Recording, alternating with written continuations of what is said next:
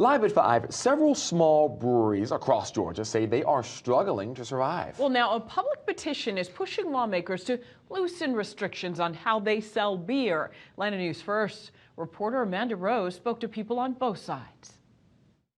Cheers. Spencer Nix just celebrated 10 years as the CEO and co-founder of Reformation Brewery. He's thankful for his success, but remembers how difficult it was to start from scratch, faced with what he calls Georgia's antiquated distribution laws. Are there other makers of products that are having to limit how they run their business and who they can sell to and who their consumer is? If we don't update our state laws and our restrictive system for small breweries, we're not giving them a fighting chance. Joseph Cortez with the Georgia Craft Brewers Guild has been pushing lawmakers for years to loosen restrictions on how breweries can sell their products. Right now, Cortez tells me there are 36 states that allow breweries to self-distribute their products. That's not the case in Georgia. Current Georgia law limits breweries to selling their product on their property directly to customers. To sell it somewhere else, it has to go through a distributor, something Cortez says isn't profitable for smaller breweries. On average,